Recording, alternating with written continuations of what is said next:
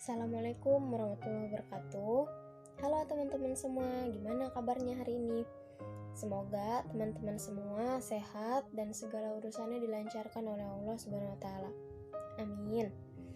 Perkenalkan, nama saya Hasanah Kamilah dari Fakultas Psikologi UHAMKA.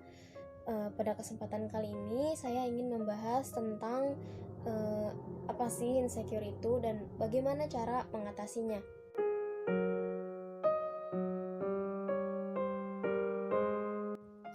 Nah, teman-teman semua pernah nggak sih kalian ngerasa kayak kalian itu ada di fase yang nggak percaya diri gitu?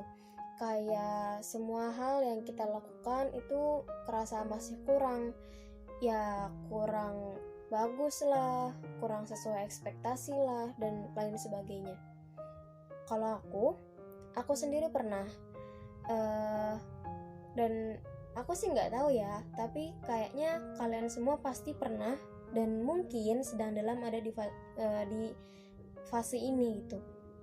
Nah, fase ini biasanya kita sebut dengan insecure, minder, dan nggak percaya diri. Dan nggak jarang perasaan itu tuh bikin kita nggak nyaman gitu, dan cenderung bikin seseorang jadi lebih menarik diri dari orang-orang karena ada perasaan minder tadi. Jadi sebenarnya insecure itu apa sih? Nah, menurut Abraham Maslow ini adalah seorang psikolog humanistik yang mengembangkan sebuah teori kepribadian gitu. Beliau bilang, insecure itu adalah sebuah kondisi di mana seseorang merasa cemas, takut, dan tidak aman. Bahkan menganggap dunia itu sebagai sebuah ancaman. Nah, biasanya orang yang mengalami insecure ini umumnya akan sulit berinteraksi dengan orang lain. Bahkan cenderung menghindari interaksi sosial.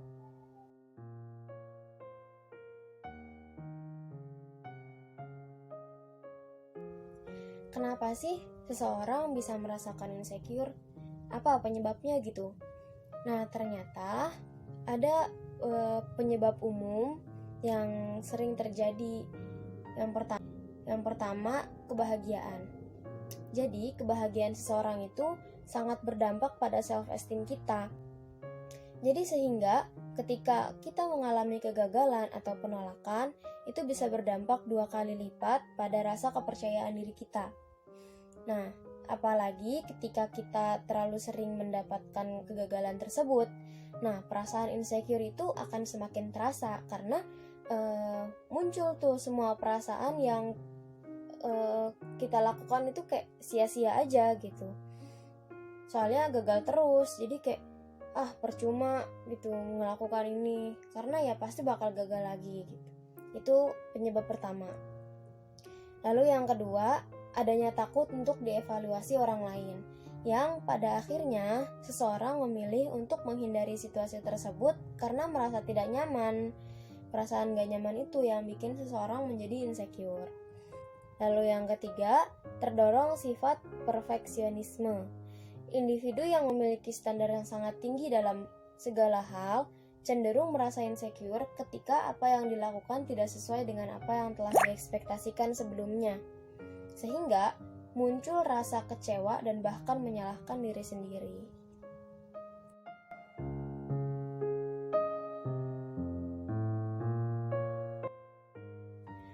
Apa sih akibat yang akan terjadi ketika seseorang merasa insecure? Nah, ada nih beberapa akibat yang akan terjadi. Yang pertama, seseorang menjadi takut untuk berinteraksi dengan orang lain. Nah, mungkin karena warna kulit yang berbeda atau berat badan yang berbeda dengan lingkungan sekitarnya. Jadi sehingga muncul rasa tidak nyaman dan rasa tidak aman untuk bersosialisasi. Nah, ketika perasaan tidak nyaman dan tidak aman untuk bersosialisasi itu muncul, seseorang akan cenderung mudah untuk mengembangkan pikiran negatif pada orang lain, sehingga timbullah relasi yang toksik. Nah, apa yang terjadi ketika muncul hubungan relasi yang toksik? Orang tersebut akan mudah suudzon pada orang lain, memiliki trust issue, terus menjadi takut untuk keluar dari zona nyaman. Nah, hal tersebut tentu akan sangat berdampak bagi kehidupan sehari-hari.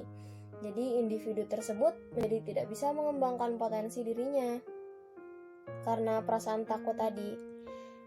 Selain adanya hubungan relasi yang toksik, dampak yang akan terjadi ketika perasaan insecure tidak segera ditangani akan menyebabkan seseorang mengalami gangguan kesehatan mental, seperti gangguan kepribadian borderline atau BPD, yang mana gangguan tersebut mampu memengaruhi perasaan dan cara pikir seseorang. Selain BPD, dampak yang akan terjadi adalah gangguan pola tidur, depresi, paranoid, gangguan makan, serta gangguan kecemasan lainnya.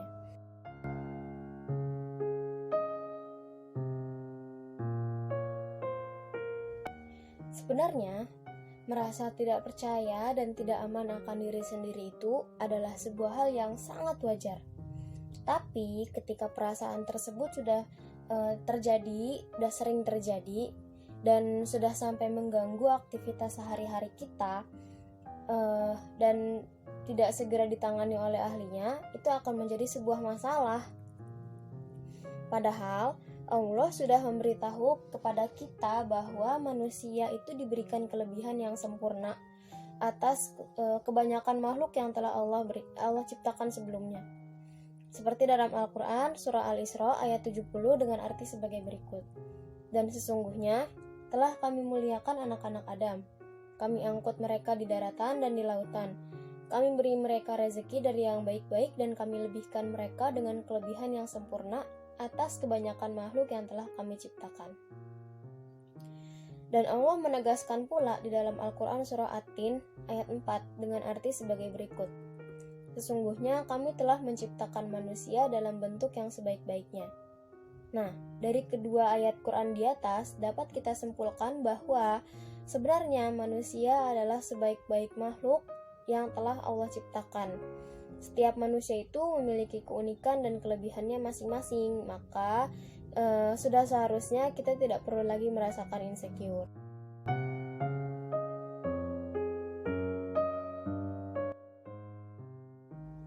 Bagaimana cara kita untuk mengatasi perasaan yang tidak nyaman tersebut? Nah, ada beberapa cara yang perlu kita lakukan untuk mengatasi perasaan insecure. Yang pertama, yaitu ubah pola pikir. Biasanya, perasaan insecure itu muncul karena ada perasaan negatif di dalam diri kita. Nah, perasaan negatif itu yang menyebabkan seseorang merasa rendah diri. Jadi, mengubah perasaan negatif dengan perasaan yang lebih positif supaya kita bisa lebih meningkatkan rasa percaya diri kita. Salah satu caranya dengan afirmasi positif untuk diri kita sendiri.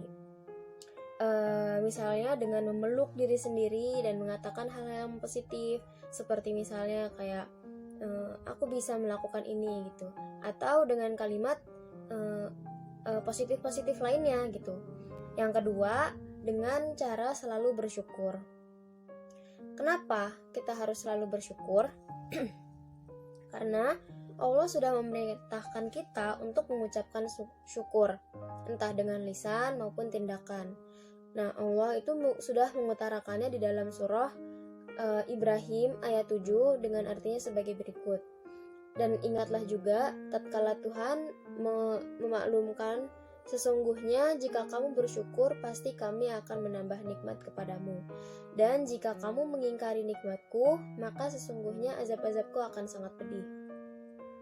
Jadi ketika kita bersyukur, Allah akan menambahkan kenikmatan untuk kita. Pun begitu pun sebaliknya.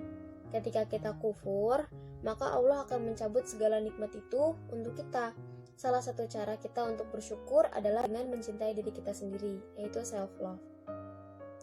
Dengan mencintai diri kita sendiri, kita bisa membuat kita mengenali diri sendiri gitu. Mengenali segala hal yang menjadi kemampuan kita, mengenali apa yang menjadi kelemahan kita, mengenali bakat dan potensi diri kita. Nah, semua hal itu bertujuan untuk kita bisa fokus pada proses dan arah tujuan kita sendiri.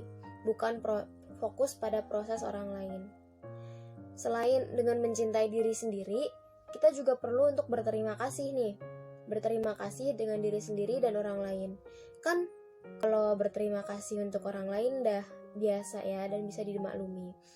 Nah, alasan kenapa kita berterima kasih kepada orang tersebut itu kan udah biasa gitu. Tapi kenapa ya kita harus berterima kasih juga kepada diri sendiri? Nah, kalian pernah gak sih bilang makasih ya aku gitu sambil peluk diri sendiri? Kalau aku jujur, aku sering sih. Aku sering banget kayak gitu. Kalau ngelihat pantulan diri sendiri di cermin, terus otakku ini tiba-tiba bilang, hey, makasih ya, gitu. Love you, thank you for today, kayak gitu. Nah, ucapan-ucapan terima kasih ini tuh sebagai salah satu cara untuk membangkitkan semangat kita, membangkitkan rasa percaya diri kita juga. Dan itu nggak aneh, itu bukan sesuatu yang aneh yang perlu dipertanyakan gitu. Justru ucapan terima kasih itu sendiri itu untuk mengapresiasi diri kita karena udah berjuang untuk hari ini dan kemarin.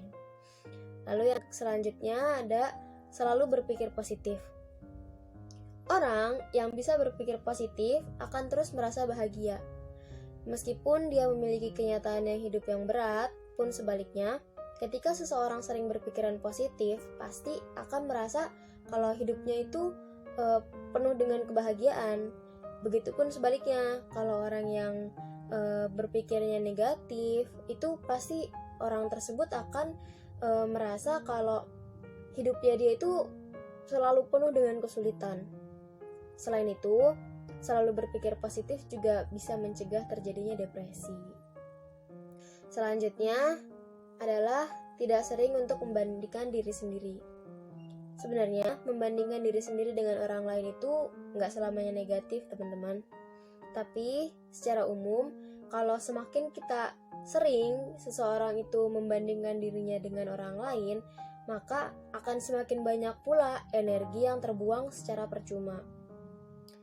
Sebab lainnya itu adalah ketika kita membandingkan diri sendiri, itu akan membuat kita semakin merasa tidak percaya diri dengan apa yang menjadi kemampuan kita gitu. Makanya membandingkan diri sendiri dengan orang lain boleh, asal nggak terlalu sering dilakukan gitu. Nah, kalian udah tahu kan kalau ternyata manusia itu punya kelebihan dan keunikannya masing-masing. Tinggal gimana caranya kita mengolah dan menggali potensi dalam diri kita sendiri, supaya kita bisa menjadi lebih percaya diri, menjadi lebih berguna untuk orang sekitar gitu. Salah satunya adalah fokus dengan diri sendiri dan tidak terlalu sering untuk membandingkan diri sendiri dengan orang lain. Semoga bermanfaat ya teman-teman. Sekian dari saya. Wassalamualaikum warahmatullahi wabarakatuh.